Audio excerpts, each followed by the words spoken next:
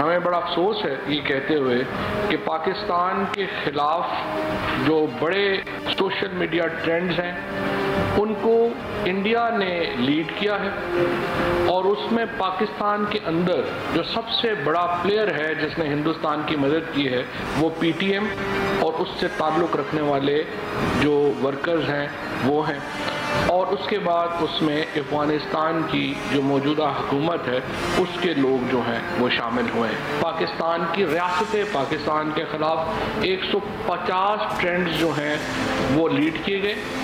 ان میں 37 لاکھ خالی ٹویٹس جو ہیں وہ کی گئی۔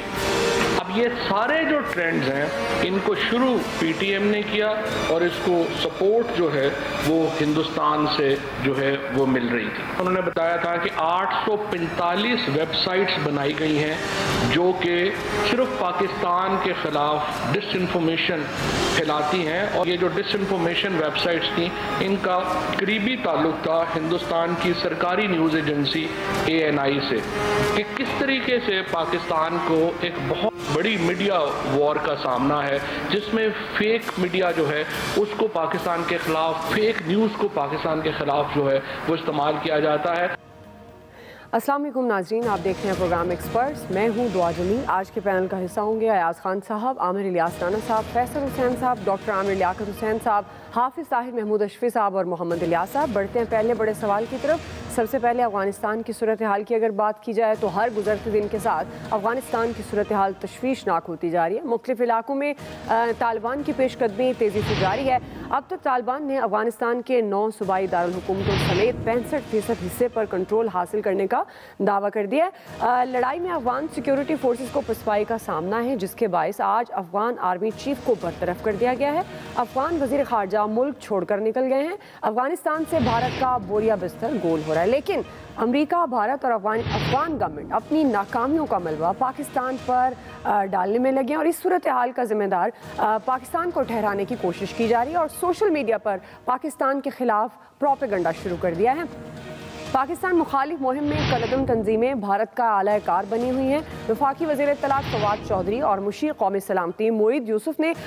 میڈیا ٹاک میں یہ انکشاف کیا ہے کہ گزشتہ 2 سالوں میں پاکستان کے خلاف 150 جھوٹے اور بے بنیاد ٹرینڈز چلائے گئے، جس سے عالمی سطح پر پاکستان کی ساکھ کو نقصان پہنچانے کی کوشش کی گئی ہے۔ ادھر army chief general Qamar Javed Bajwa کی صدارت میں کور کمانڈر کانفرنس ہوئی ہے، جس میں آرمی چیف نے زور دیا ہے کہ افغانستان کی صورتحال پر قربانی کا بکرا تلاش کرنے کی بجائے تمام فریقین ذمہ داری کا احساس کرتے ہوئے مثبت کردار ادا کریں۔ اسی مناسبت سے پہلا اور بڑا سوال ہے، عامر الیاس رانا صاحب، میں آپ سے آغاز کری ہوں۔ جس طرح سے آج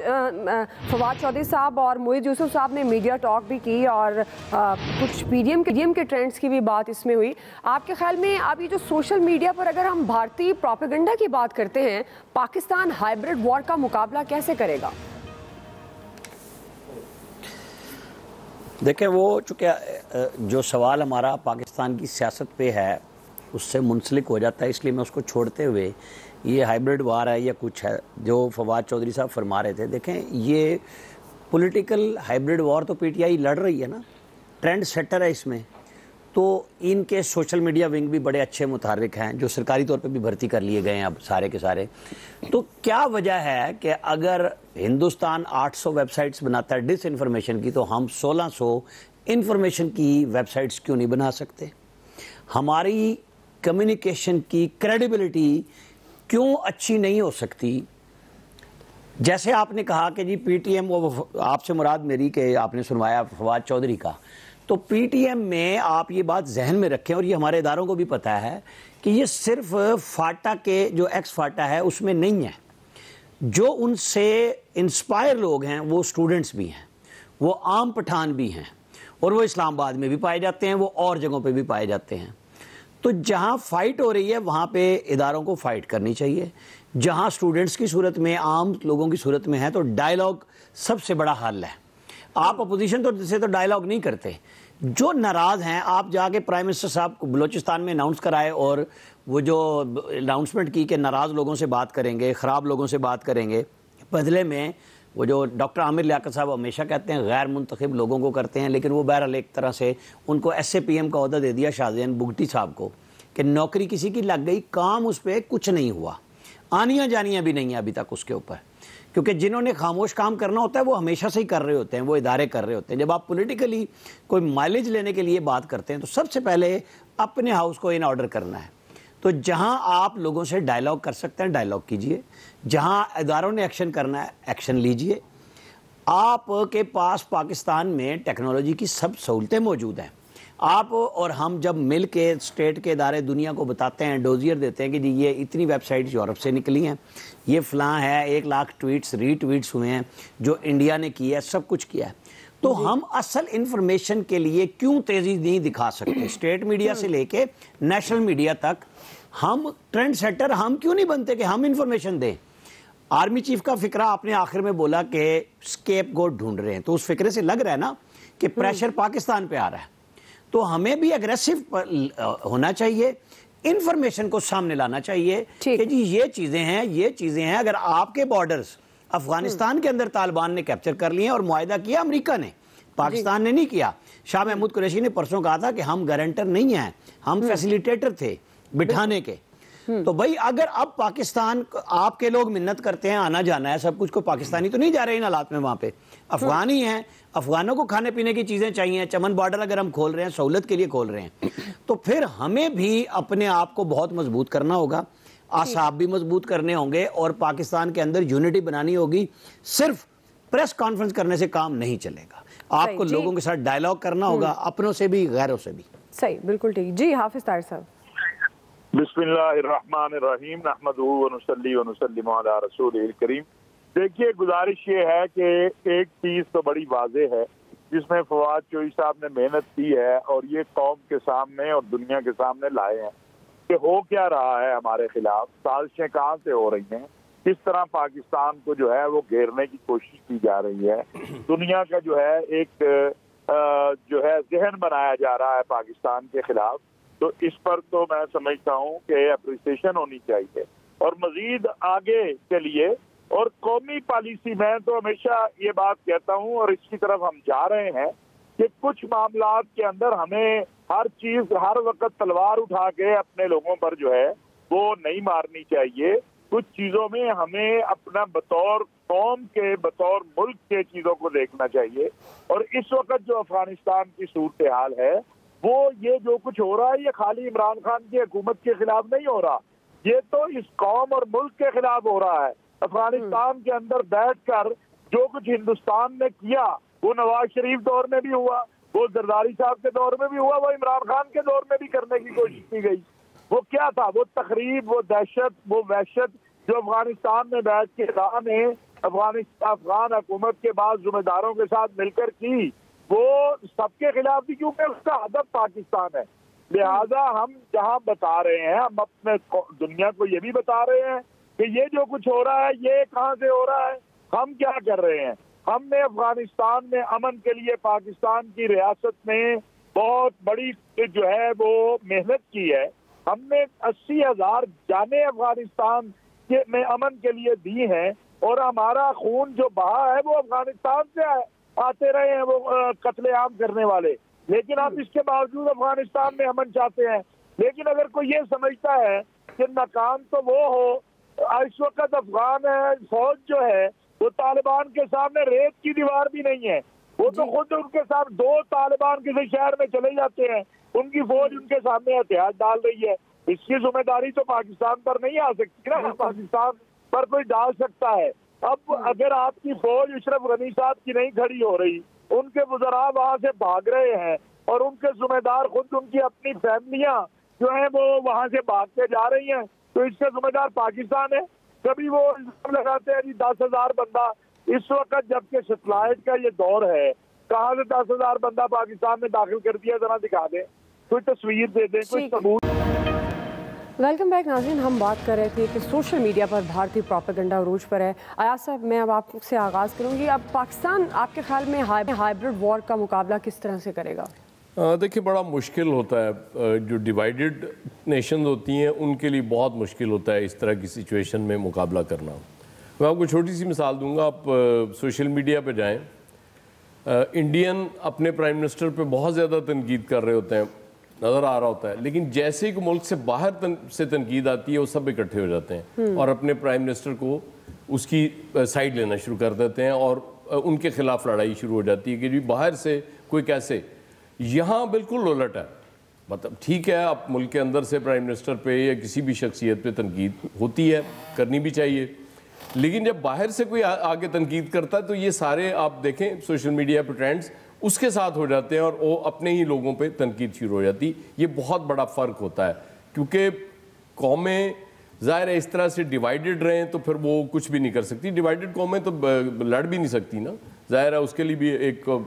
یونٹی چاہیے کسی قوم میں. اور آپ کا کیا خیال ہے کہ ہمیں فوج جا کے سرحد پہ کامیاب ہو جاتی لڑ کے، جب تک قوم پیچھے نہیں ہوتی یہ ممکن نہیں ہے کہ کوئی وہ فوج جیت سکے. تو یہ ہائبرڈ وار بھی اسی طرح، کوئی بھی جنگ ہو، کسی قسم کی بھی جنگ ہو، اس کے لیے یونٹی بہت ضروری ہے. لیکن ہم اتنی زیادہ ڈیوائیڈڈ قوم ہو چکے ہیں کہ میرا نہیں خیال کہ کسی ایک پوائنٹ پہ بھی کبھی آپ کو نظر آتا ہوگا کہ 100% لوگ وہ ہو جائیں کہ جی ہاں بالکل ٹھیک ہے. افغانستان سے جو ہو رہا ہے وہ انڈیا نے اپنا آخری قونصل خانہ بند کر کے پیک کر کے وہ بھی بھاگ گیا.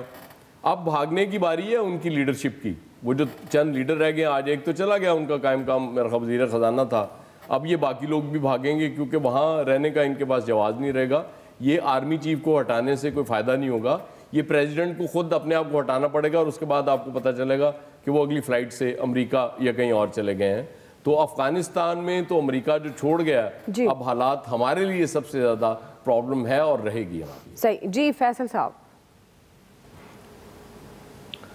دیکھیے جو افغانستان میں ہو رہا ہے نا اس پہ دنیا پریشان سے زیادہ جو ہے نا وہ حیران ہے،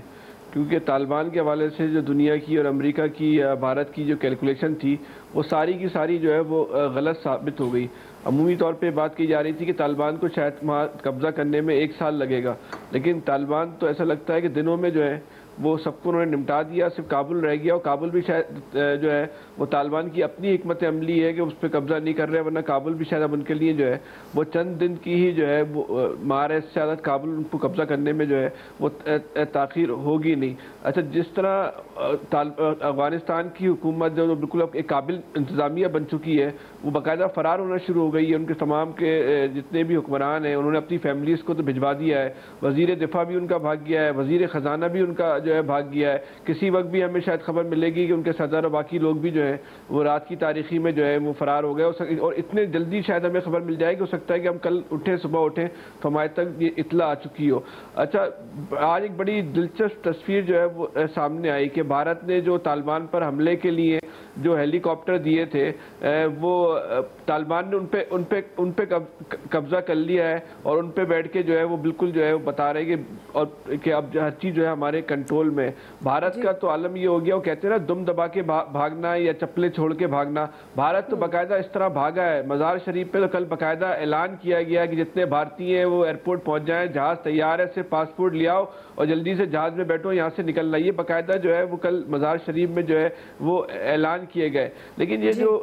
ان کی بات ہے اپنا فواد چودھری صاحب کی کہ اس پہ جو ہے وہ ہمارا اجتماعی رد عمل کیوں نہیں آ رہا ہے، سوشل میڈیا کیمپین کیوں نہیں چلائی جا رہی، تو سب سے بڑی جو سوشل میڈیا کی ٹیم ہے، سوشل میڈیا کے جتنے بڑے چیتے ہیں وہ تو سارے کے سارے جو ہے وہ تحریک انصاف کے پاس ہیں. اس سے زیادہ بڑی ٹیم تو کسی کے پاس نہیں ہے. تو آپ یہ چلائیں نہیں. دو اتنے بڑے ایونٹ ہوئے جو بھارت جس طرح وہاں سے فرار ہوا، جو بھارت کا ایک خواب تھا کہ وہ افغانستان کے ذریعے پاکستان کو تباہ کرے گا، اس سلسلے میں اس نے جو افغانستان کو جو چیزیں دی تھی وہ اب طالبان کے سب کنٹرول میں جو ہے وہاں پر آ چکی ہیں. تو کتنی جو ہے وہ تحریک انصاف کی سوشل میڈیا نے اس کمپین چلائی. جب آپ مخالفین سے جو شکایت کرتے ہیں تو پہلے ہمیں اپنا طرز عمل بھی دیکھنا پڑے گا. ہاں ایاز صاحب کی یہ بات جو ہے وہ بالکل درست ہے کہ اس معاملے میں ہمیں اجتماعی رویے کی ضرورت ہے. وہ اجتماعی رویہ جو ہے ہمیں اس وقت اپنی قوم میں نظر نہیں آ رہا. الیاس صاحب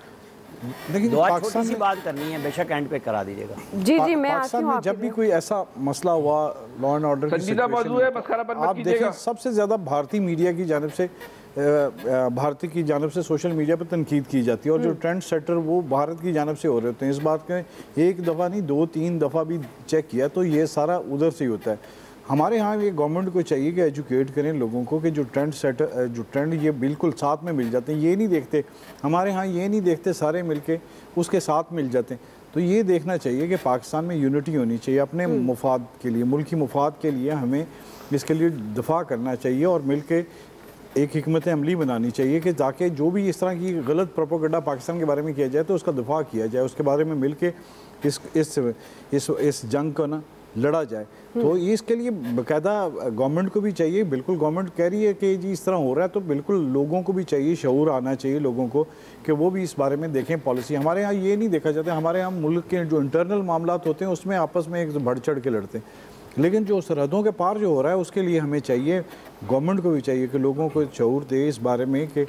کہ جو جنگ ہو رہی ہے اس کے بارے میں دیکھیں، اور جو یہ نہ دیکھا جائے کہ جو ایک ٹرینڈ چل رہا ہے انڈیا کی طرف سے چلنا شروع ہو جاتا ہے۔ ابھی پچھلے دنوں میں پاکستان میں جب سڑکیں بلاک ہوئی تو ٹرینڈ دیکھا تھا، ٹرینڈ سیٹر باہر تھے، انڈیا سے سب سے زیادہ، اور سوشل میڈیا پر نہ صرف ٹویٹر پر بلکہ دوسرے بھی سوشل میڈیا اکاؤنٹس وغیرہ جو بھی تھے سارے ادھر سے چل رہے تھے، اور ایک پاکستان میں افراتفری جیسے ایسے مچائی ہوئی تھی جیسے پتہ نہیں کیا ہو گیا۔ حالانکہ ہمیں اس سلسلے میں لوگوں کو چاہیے کہ گورنمنٹ کو بھی چاہیے، گورنمنٹ کو بھی اس بارے میں چاہیے، لوگوں کو بھی چاہیے کہ اس بارے میں شعور دیں تاکہ وہ جو بھی ہو اس میں افغانستان کے بارے میں جو صورتحال ہے وہ تو بڑی ابھی گمبھیر ہوتی جا رہی ہے، کسی وقت بھی کوئی بھی تبدیلی جو ہے اس وقت دیکھنے میں ہو سکتی ہے۔ اب تو وہ بھاگنے میں لگے ہوئے سارے جو ادھر گورنمنٹ بنا کے بیٹھے ہوئے تھے، اب دوحہ میں جو ہو رہا ہے اس میں دیکھیں کوئی نہ کوئی لاہ عمل نکلتا تو اس میں بالکل درست۔ جی عامر صاحب آپ کچھ کہنا چاہ رہے تھے، لیکن ساتھ ہی میرا ایک سوال بھی ہے ضمنی، ذرائع کے مطابق پیپلز پارٹی اور نون لیگ کے درمیان بیک ڈور رابطوں میں پیش رفت ہوئی ہے، مرکز اور پنجاب میں ان ہاؤس تبدیلی کی پیشکش پر نون لیگ نے مشاورت کے لیے مہلت مانگی ہے، جبکہ شیخ رشید صاحب کہتے ہیں کہ خطے میں عالمی سیاست کا آغاز ہو چکا ہے، اپوزیشن کی سیاست کا کوئی جواز نہیں ہے۔ ابھی پی ڈی ایم سربراہوں کی اجلاس کے بعد میڈیا ٹاک بھی یقیناً آپ نے سنی ہوگی، آپ اپوزیشن کا، پی ڈی ایم کا سیاسی مستقبل کہاں دیکھ رہے ہیں؟ دیکھیں جی، وہ ایاز صاحب اور فیصل صاحب نے جو بات کی نا، میں اس پہ پہلے تھوڑا سا کر دوں،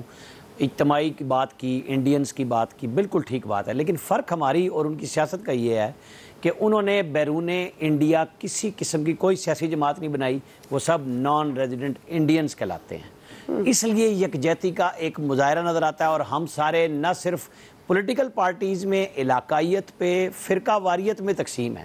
یہ یہیں پہ اجتماعی شعور بنے گا پاکستان میں، پھر آپ باہر والے اوورسیز کو بھی ساتھ ملا کے ایک آواز سارے بنا سکیں گے۔ اور افغانستان سے وہ جو دم دبا کے بھاگنے والی بات ہو رہی تھی، آپ سب کو یاد ہونا چاہیے، ایک دفعہ افغانستان سے ایک طیارہ اغوا ہوا اور وہ ہیتھرو لندن پہنچ گیا کہ ہائی جیک ہو گیا، اور جب مذاکرات ہوئے اور کہ جی ٹھیک ہے جی ہم مسافروں کو چھوڑ رہے ہیں، اور سارے کے سارے مسافر آئے تو اوپر گئے تو کہ جی ہائی جیکر تو کوئی ہے ہی نہیں،